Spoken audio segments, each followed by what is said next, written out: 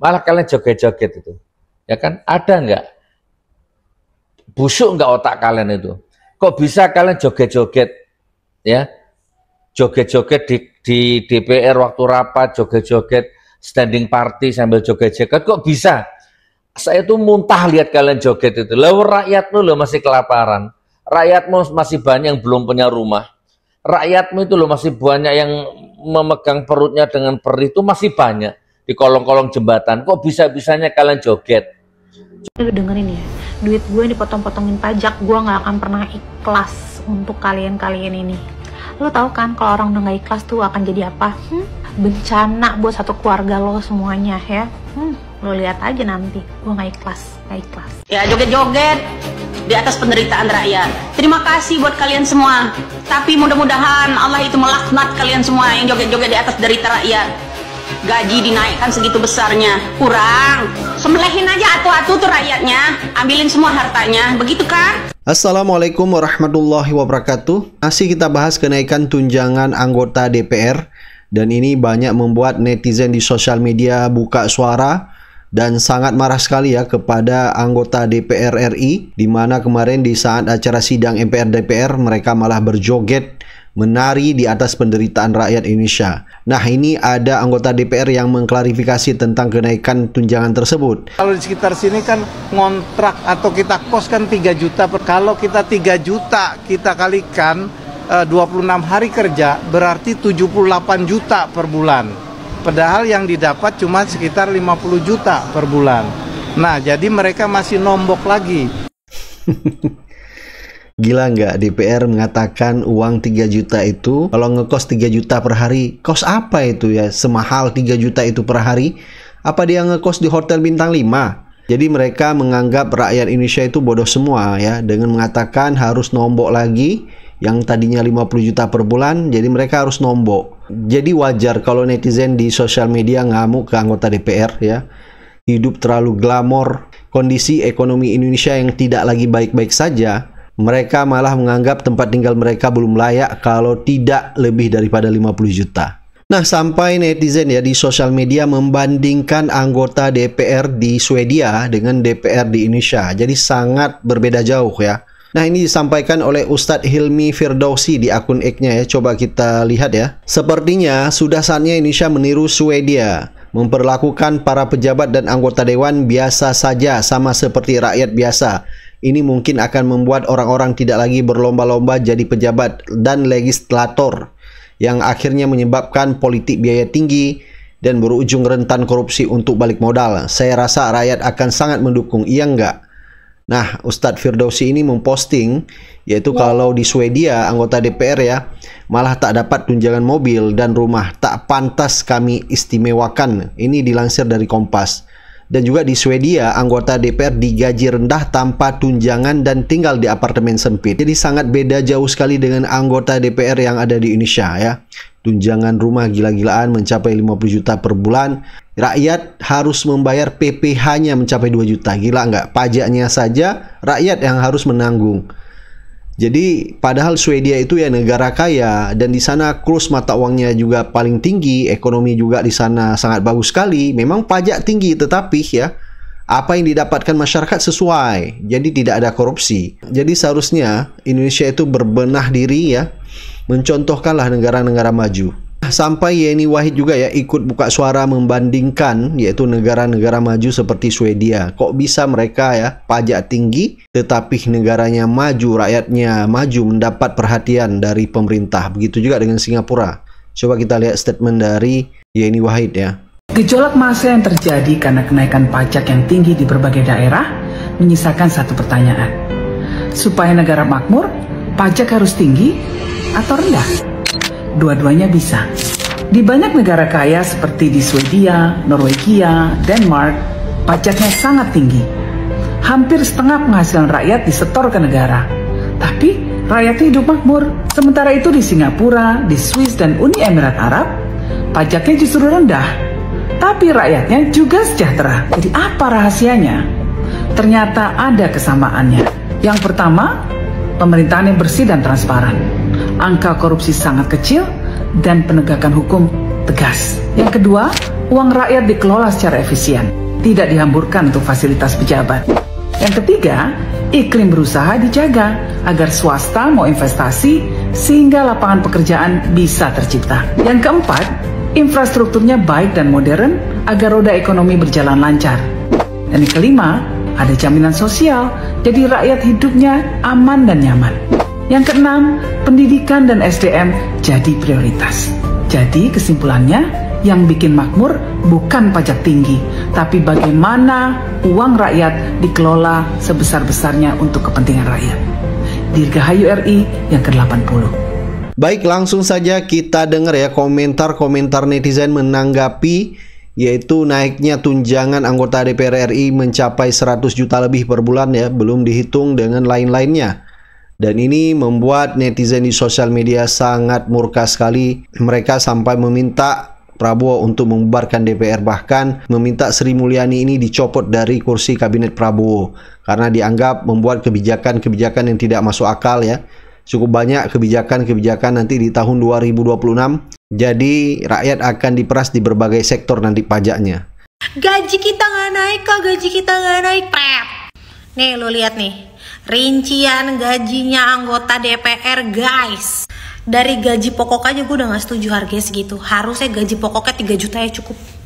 Namanya mengabdi sama rakyat ya kan, pengabdian loh. Ini yang gak masuk akal nih, tunjangan kehormatan. Ya Allah, kagak layak lu dapat kehormatan, tau gak sih? Ngapain dikasih? Tunjangan komunikasi ya lah, palingan gosip lu antara orang DPR sono. Tunjangan peningkatan fungsi apaan? Lu tuh anggota DPR gak ada fungsinya. Enjoy lah. Yang lebih membagongkan ya tunjangan rumah 50 juta per bulan. Iya apaan, kocak. Lu masih inget gak sih yang viral orang lagi ngelawak itu? Cicilan rumah di PIK sampai dengan 24 juta. Ini 50 juta per bulan. Rumah apa lu? Rumah lu di surga? Jadi kalian sekarang udah tahu kan kenapa orang berlomba-lomba mau jadi anggota DPR? Selain kesempatan korupsinya besar, gajinya besar, udah gitu ada tunjangan kehormatan walaupun mereka tuh tidak layak untuk diberikan kehormatan. Sekian. Tunjangan rumah DPR 50 juta per bulan, kata Wakil Ketua DPR masih masuk akal. Secara logis nih, rakyat yang UMR-nya masih rata-rata 3 juta per bulan aja udah bisa buat cicilan motor, rumah, sekolah anak, bahkan buat modal usaha. Angka 50 juta per bulan itu udah jauh banget dari realitas rakyat biasa. Jadi kalau ada yang bilang masih masuk akal, itu orang sebenarnya udah nggak punya akal. Anggota DPR itu adalah pesuruh rakyat. Kita gaji dia, kita fasilitasi dia. Kerjanya nggak becus. Produk undang-undang yang dihasilkan DPR banyak yang bermasalah. Udah kerja nggak becus, minta gaji naik. Itu namanya pesuruh nggak tahu diri. Keuangan negara lagi hancur. APBN defisit. Kita harus berhemat, kita harus efisiensi, dan seterusnya. Pas ngebaca rincian gaji para pejabat,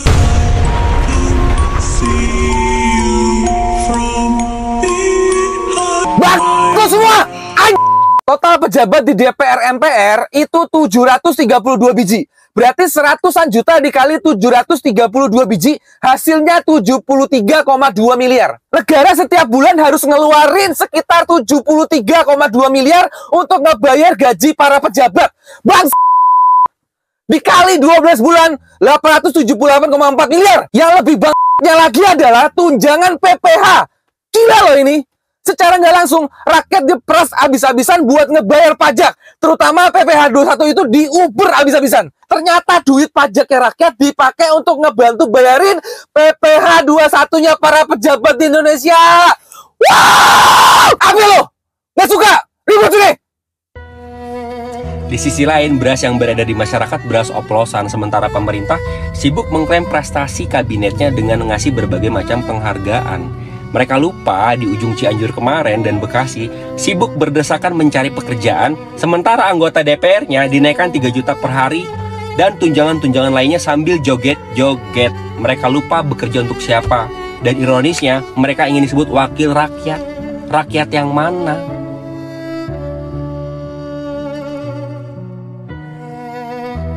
Kalian joget, tertawa, tapi di goa ada bocah memungut sisa makanan usai acara 17-an. Sementara di ruang lain, anggota DPR menikmati tunjangan rumah 50 juta per bulan.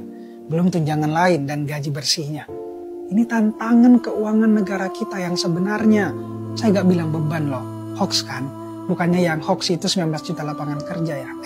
Gaji guru dan dosen kita disebut sebagai tantangan keuangan negara. Dipertanyakan, apakah gaji guru harus ditanggung negara atau bisa disumbang masyarakat? Sementara di waktu yang sama, 300 triliun anggaran pendidikan buat MBG, gaji DPR yang makin tinggi, tunjangan tadi, perjalanan dinas, dan dana aspirasi, efisiensi, total bisa 100 juta lebih per bulan. Ini fakta, kalau ini bukan ironi, kita sedang kehilangan nurani. Bagaimana mungkin kita memperdebatkan nasib guru, membiarkan anak-anak kelaparan memungut sisa nasi kotak dari acara seremonial? Apakah kita sungguh merdeka dari mentalitas yang menomorsatukan elit, bukan rakyat? Kalau negara serius mau maju, investasikan yang terbaik untuk guru, untuk anak-anak. Bukan sekedar retorika tapi kebijakan nyata. Karena kalau negara ini mau benar-benar jadi Indonesia maju, pertanyaan kuncinya satu, siapa yang kita muliakan hari ini? Pejabat atau pendidikan? Siapa yang bisa jawab? Debat tetap pakai adab. Nih, lu lihat nih, Wakil Ketua DPR Sumringah tunjangannya naik. Terus dia bilang, mungkin Menkyu kesian sama kita. Tolol! Lu sama teman-teman lu yang DPR tuh sama aja, sama-sama tolol. Yang gaji lu itu tuh bukan Sri Mulyani, PA. Tapi kita nih, rakyat yang gaji lu itu semua. Yang diperes keringet dan darahnya buat bayar pajak. Kagak ada empati statement lu. Tuh pajak digenjot abis-abisan cuma buat manjain lu pada, buat mobil-mobil mewah lu pada, buat fasilitas-fasilitas mewah lu pada. Dan semuanya itu pada akhirnya dibebankan pada rakyat. Pakai sumringah, mungkin Bu Menteri kasihan sama kita.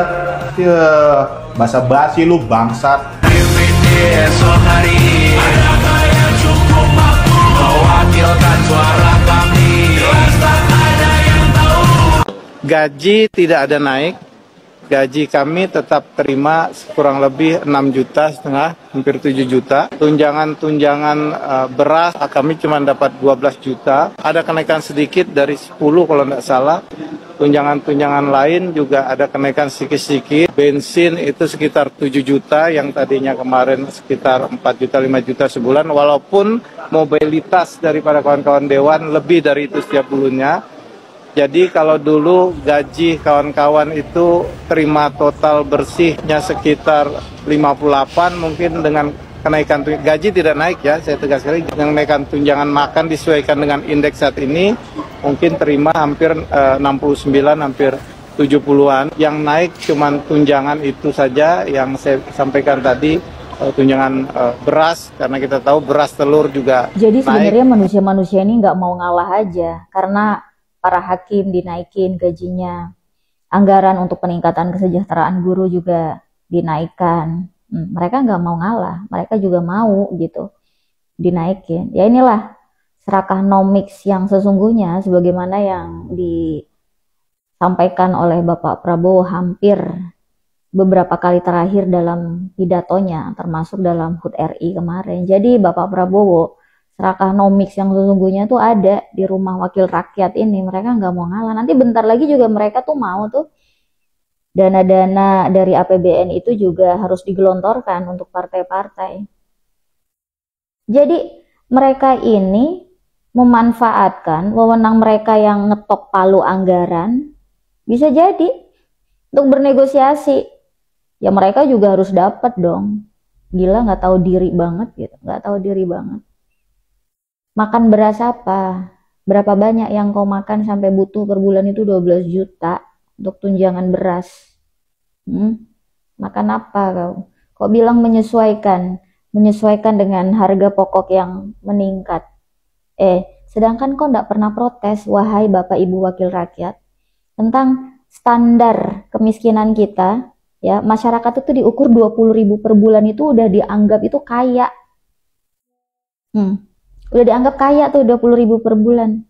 Tapi di sisi lain Anda dengan tidak tahu dirinya menyampaikan peningkatan tunjangan beras ini dinaikkan ya karena harga bahan pokok naik.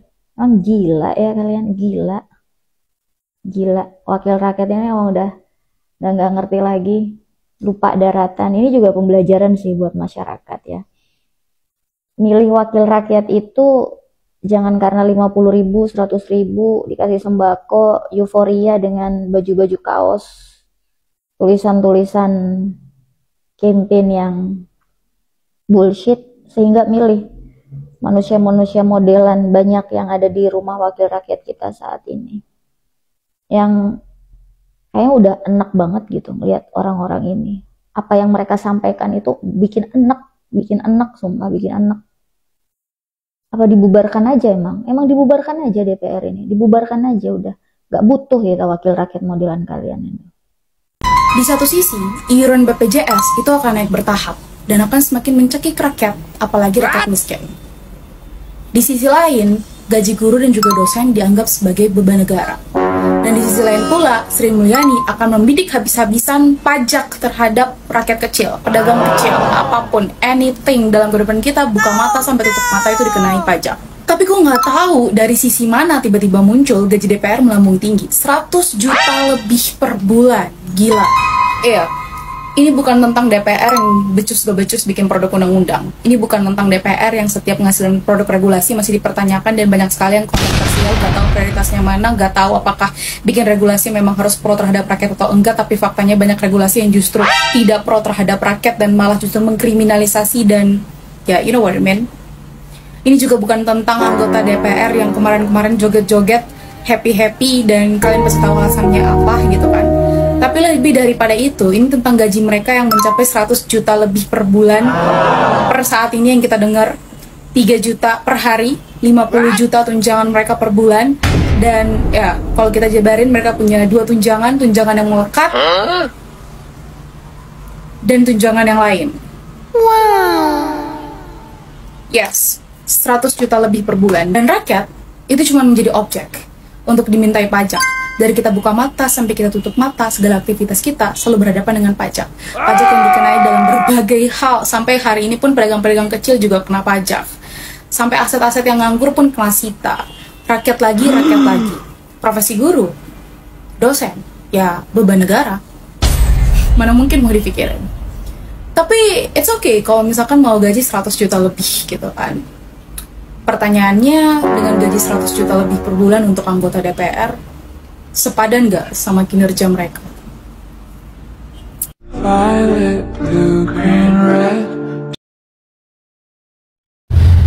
Rumah dinas DPR diambil alih negara. Lalu kemudian negara memberikan uang sewa anggota DPR per bulan 50 juta rupiah. 50 juta itu kalau dikali 10 berarti 500 juta. Kalau dikali 12 600 juta per orang. 600 juta per orang per tahun, ya. Kalau sewa rumah yang positioningnya di daerah-daerah elit di Jakarta itu setahunnya paling 300 juta, ya. Kalau sewa rumah itu sudah bicara rumah di kawasan-kawasan elit, ya, Kebayoran Lama dan lain-lain itu, Kebayoran Baru, ya. Daerah-daerah elit itu paling mahal itu setahun itu 400 juta, ya. Itu di Jakarta. Jadi kalau kemudian anggota DPR per bulan 50 juta artinya per tahunnya 600 juta. 600 juta kalau dikali 580 orang. Wow, hampir 400 miliaran ya, kurang lebih segitu. Rumah dinas DPR sudah ada di Kalibata, sudah dibangun sejak lama, yang selama ini selalu ditempati setiap anggota DPR dan tidak masalah. Persoalannya adalah anggota DPR ini rata-rata sudah punya rumah. Belum jadi DPR, belum punya rumah di Jakarta. Begitu jadi DPR, beli rumah di Jakarta, bahkan lebih dari satu. Sehingga mereka tidak mau tinggal di rumah dinas yang sudah dianggap kumuh itu. Karena rata-rata anggota DPR punya rumah mewah yang baru dibangun setelah jadi anggota DPR, ya. Jadi mereka beralasan udah rumah itu dikembalikan kepada negara. Tapi anehnya negara diminta kompensasi ke mereka, uang sewa rumah. Lah kalau Anda sudah punya rumah, kenapa lagi sewa rumah? Kalau Anda nggak mau tinggal di rumah dinas DPR, ya Anda nggak usah disewakan rumah. Itu resikonya. Harusnya kan begitu. Jadi negara nggak perlu lagi ngeluarin uang yang begitu banyak untuk membiayai sewa rumah anggota DPR. Padahal uang itu tidak dipakai untuk sewa rumah. Gimana itu coba konsepnya? Ya? Uang itu tidak digunakan untuk sewa rumah karena mereka udah punya rumah. Artinya uang itu masuk kantong juga kan. Nah, gimana cara kita memahami ini, ya? Lalu kemudian dibuat logika. Ini kan wakil ketua DPR, ya, salah satu wakil ketua DPR bilang begini, ini kalau kita hitung-hitung dengan sewa per harinya 3 juta itu masih murah kok sebetulnya. Wow, emang ada rumah atau ada apartemen yang sewa per hari 3 juta? Ada sih, pertanyaan jawabannya ada. Tapi memang iya, semewah itu anggota DPR harus tinggal. Bukankah anggota DPR itu wakil rakyat? Nah, wakil rakyat itu simbolnya nggak boleh kemewahan, harusnya begitu. Jadi kita harus berpikir milih anggota DPR itu nggak berpikir rumah mewah, mobil mewah. Yang harus mewah itu adalah hak dia memperjuangkan kepentingan rakyat. Itu yang harus dimewahkan gitu.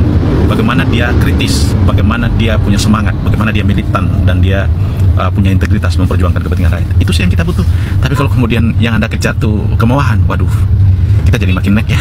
Halo guys, buat yang kemarin joget-joget di istana maupun di ruang sidang, yang joget karena bahagia naik gajinya 3 juta sehari, ataupun yang joget karena gak enak sama atasannya, jadi pura-pura bahagia aja.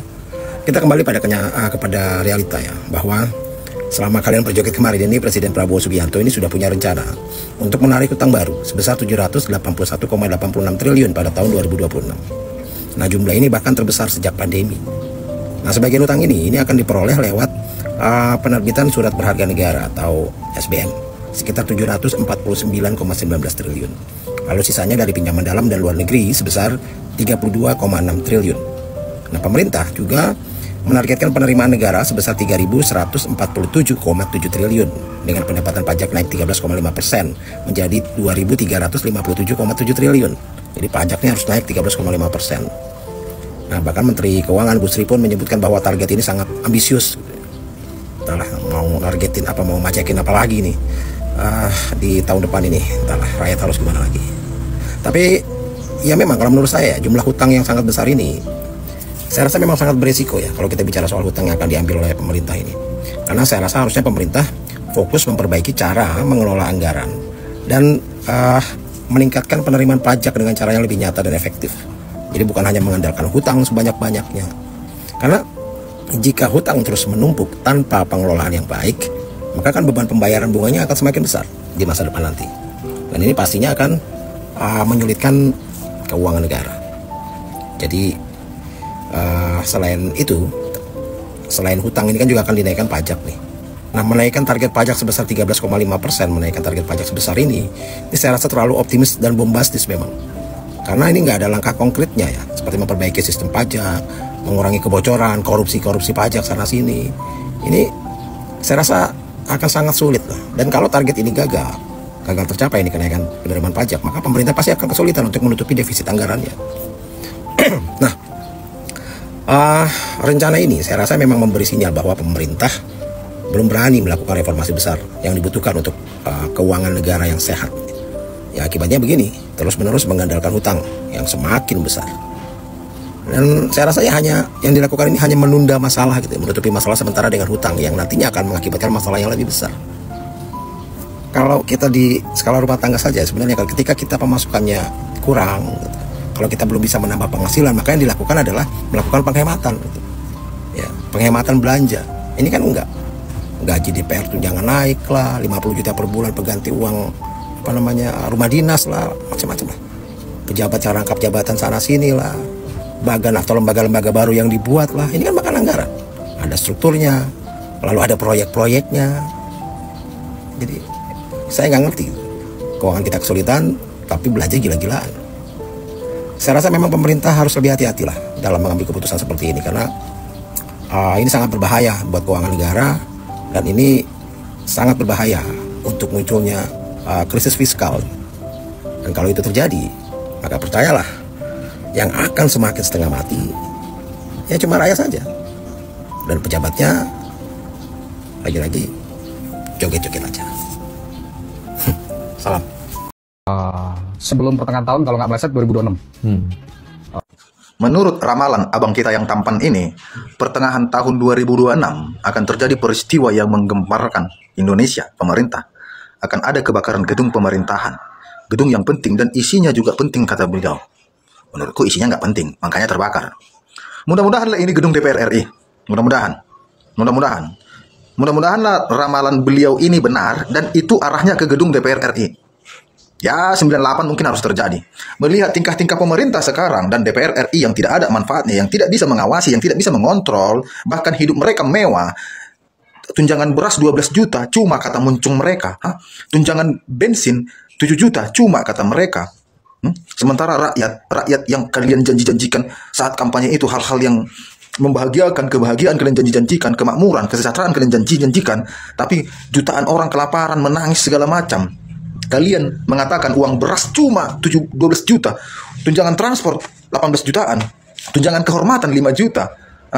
biaya penginapan 9 juta per malam, kalian cocok dibubarkan dengan cara apapun. Masyarakat Indonesia, mari kita bubarkan DPR dengan cara apapun. Memang menurut undang-undang, DPR hanya bisa dibubarkan oleh presiden jika didukung oleh rakyat.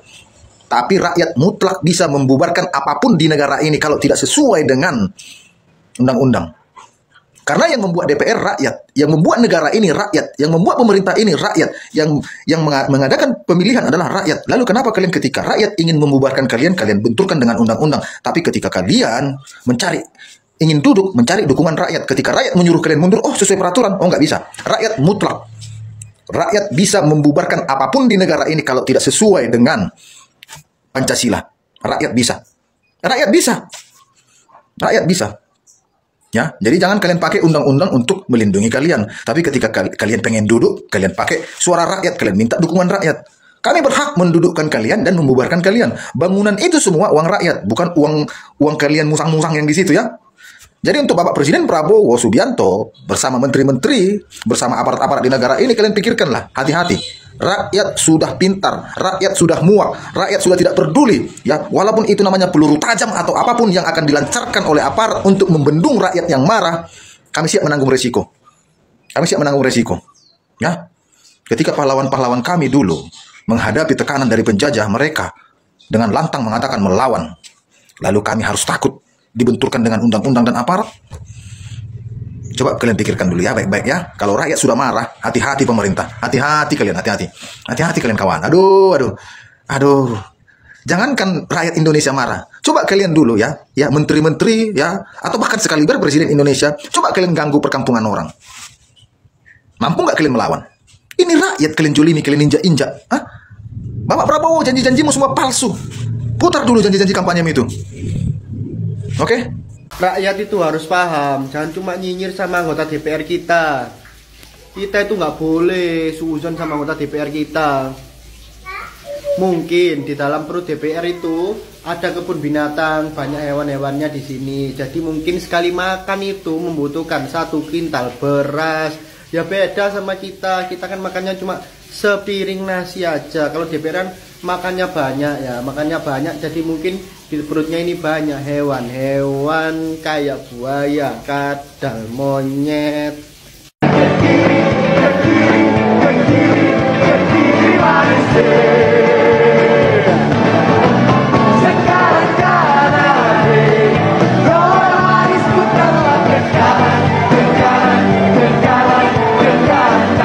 Gua heran ya sama masyarakat Indonesia. Begitu lihat video anggota DPR joget-joget pas di hari kemerdekaan, pada kebakaran jenggot semua, marah-marah ya kan, nggak tahu penderitaan rakyat kayak apa, rakyat sedang sengsara.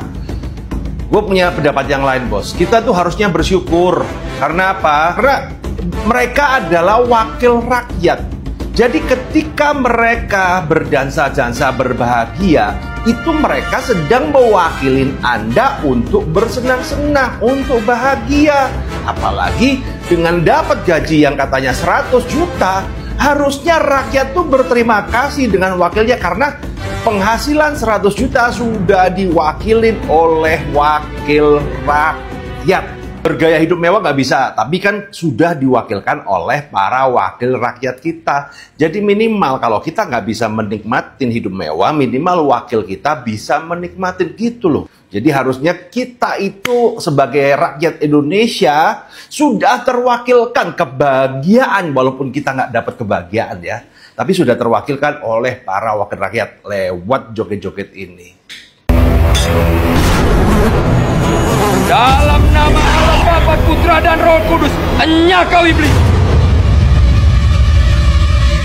Jangan termakan hoax guys, gaji pokok DPR itu cuma berkisar 4-5 juta aja loh sebulan.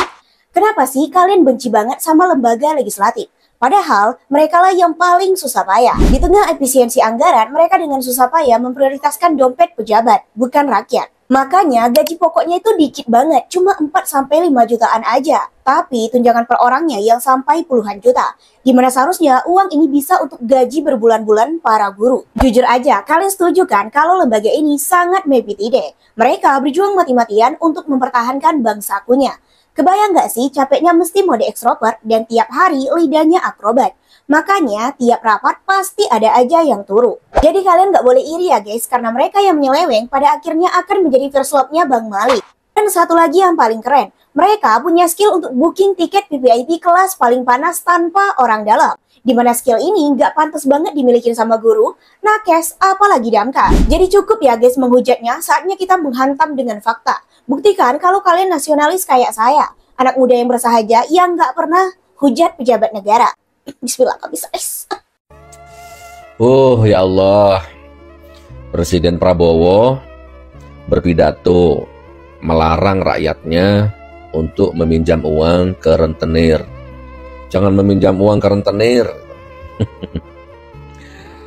Tapi bersamaan di saat yang sama, pemerintah berencana mau nambah hutang lagi 7 sekian triliun, 700 apa 7.000? 700 sekian triliun ya ke sana. Ya, ini terbesar setelah pandemi ya. Mungkin biasanya ke IMF sana, ke Bank Dunia atau ke IMF sana, dan berbunga. Ya Allah, saudaraku, saya ini mau ngomong apa gitu ya.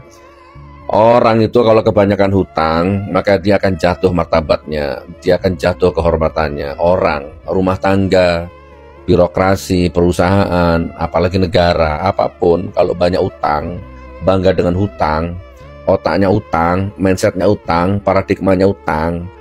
Ya memang bangsa itu, rumah tangga itu, birokrasi itu, perusahaan itu memang sudah dia sudah memilih takdirnya untuk hidup hina dan terhina, itu bangkrut. Hutang kok bangga gitu ya, apalagi hutang riba. Ya kalau mau ya, kan Anda kalau disuruh baca Quran, baca dalil, hadis kan panas telinganya, otaknya kan panas, nggak nerima kan, karena kebanyakan uang haram. Tapi ya nggak apa-apa, tetap saya sampaikan, baik ayat, baik hadis, banyak sekali dalil-dalil yang melarang riba itu.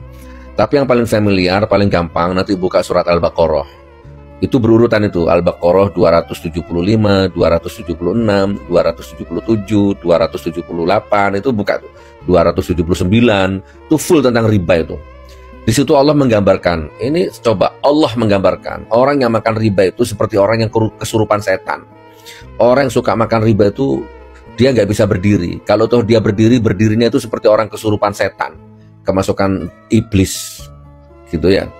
Bahkan di ayat-ayat berikutnya itu Allah menggambarkan orang yang suka makan riba itu Allah akan memusnahkan orang itu gitu. Allah akan musnahkan dengan cara hina orang itu. Dan di ayat selanjutnya itu Allah gambarkan di situ. Allah dan Rasul itu akan, Allah dan Nabi Muhammad dan para Rasul akan memerangimu. Coba Pak Prabowo, Pak pemerintah, orang yang makan riba, mendekati riba, main-main riba, itu kata Allah, aku akan memerangimu. Aku akan memerangimu. Saya kehabisan kata-kata untuk melukiskan betapa rendahnya, betapa hinanya, dan betapa jahatnya, dan betapa bengisnya orang yang suka makan riba itu. Bengis, jahat, culas gitu ya. Oh ya, kemarin promosi soft launching buku Jokowi's White Paper ya, gaduh ya di UGM ya, diblokir apa, diboikot, tiba-tiba diusir, ditutup, tidak diterima, tiba-tiba lampunya dimatikan, AC-nya dimatikan. Nah, ini tanda-tanda kalau negara kebanyakan makan riba ya begini ini. Ya kan, nggak ada demokrasi, itu cuma teori, prakteknya nggak ada. Gitu loh, nggak ada demokrasi. Ini negara ini udah bener-bener ya itu DPR joget-joget, padahal rakyatnya kelaparan. Jadi otaknya sudah soplak, hatinya mati, joget pucuk-pucuk gini-gini, matamu, padahal rakyatmu kelaparan. Apa kalau nggak asu namanya? Kan asu itu, nggak punya hati. Kenapa nggak punya hati? Ya karena badok riba itu. Kalau aku jadi anggota DPR, aku nggak mau naik gaji, gitu kan? Tak tolak naik gaji, karena masih ada rakyatku yang kelaparan. Gitu loh ya. Nah, jadi orang tuh kalau lurus itu enak. Saya ini, Gus Nur white paper. Nah, ya sudah yuk. Kok itu nulis buku, bedah buku sana. Rektor, dekan, mahasiswa di seluruh kampus bedah bukunya. Polisi, amankan acara bedah buku itu. Aku seneng kalau punya rakyat begini. Gitu. Kenapa? Ya karena hidup ini enak, lempeng, lurus, tidak makan riba. Ya kan? Gus Nur ijazah palsu. Ya sudah, ayo bedah buku yuk. Ayo dengan suasana bahagia, sini tak traktir semua itu. Dr. Rismon, Roy Suryo, Pak Dr. Tifa tak traktir semua itu. Ya. Tak traktir semua, Kapolri. Ayo kita sarasehan, kita simposium sambil nyantai. Ayo. Guyup. Enak kalau hidup itu berdiri di atas fitrah itu enak. Nah, tapi coba kan negara kebanyakan riba. Coba debat di TV, Gus Nur mohon hadir ya di acara Rakyat Bersuara ya. Materinya apa Mas Mbak produsernya itu? Gus, masalah amnestinya Gus Nur. Ya nanti mungkin sama ijazah juga pengalaman Gus Nur di penjara. Oh ya. Prakteknya kan enggak. Nasab lah, NO lah. Ya kan? Autodidak ini sekarang ngomong lagi itu di luar acara itu. Autodidak lah, enggak tamat SD lah. Kan? Begitu coba. Coba perhatikan. Jadi kalau Anda ngomong ijazah palsu atau Anda ngomong apalah tentang rezim, nanti Anda ditanyai ijazahmu, nasabmu. Jadi mereka itu selalu begitu, nggak fokus ke titik permasalahannya. Lah kita ini mengkritik rezim, mengkritik penguasa, di mana penguasa itu hukumnya wajib dikritik, makan dari pajak rakyat. Kita ini mengkritik rezim. Lah kok terus kita ini ijazahmu, nasabmu, lah apa urusannya? Nggak tamat SD, anaknya bajingan, pemain debus, autodidak. Lah apa urusannya? Apapun masa laluku nggak akan mengaruh sama ekonomi rakyat Indonesia. Seburuk-buruk masa laluku nggak akan ngefek kepada masa depan bangsa negara, nggak akan mengancam masa depan anak cucumu. Seburuk apapun masa laluku, nggak akan mengancam masa depanmu. Nggak kan aneh. Tapi seburuk-buruknya rezim, wah dampaknya ke anak cucumu. Dan sebagai penutup ini gila kalian ini, lucu kalian ini. Dari tahun 98 ya, di buku, di seminar, di simposium, di dakwah, kan saya ciptakan buku banyak itu. Sudah tertata rapi, sudah tertulis di situ. Gus Nur, kelahiran Jogja, Bapak Banten, Bapak Madura, Ibu Bantul, Jogja, masa kecil Gus Nur di Bangil, sunat di Bangil, Gempeng, sekolah di Ketanen, ya kan, bermain debus, berjualan obat, main sulap. Itu kan sudah saya omongkan dari 20 tahun yang lalu. Nggak ada masa lalu yang tak tutup-tutupi. Terus kalian tiba-tiba baru netes dari Termul Gus Nur, Termul Andi, siapa namanya, Denny Siregar membongkar masa lalu Gus Nur. Capek deh. Termul membongkar masa lalu Gus Nur. Tanpa kamu bongkar tuh masa laluku tuh sudah saya buka belak-belakan itu. Nggak ada yang saya tutup-tutupi. Karena saya nggak malu dengan masa lalu saya. Saya bangga dengan masa lalu saya. Nggak ada yang saya tutup-tutupi. Jadi kenapa dibongkar? Itulah kebanyakan makan uang riba. Oke teman-teman, ini intermezzo pagi jam 8. Saya persiapan mau ke bandara. Mudah-mudahan tetap mencerahkan. Tidak ada masa lalu saya yang saya tutup-tutupi, belak-belakan, blokosuto, dan tidak ada masa lalu yang saya manipulasi. Saya nggak ngaku lulusan UGM, saya nggak pernah ngaku lulusan Amerika, lulusan mana-mana, nggak. Ya, saya terang-terangan dari dulu autodidak, nggak lulus SD. Kenapa?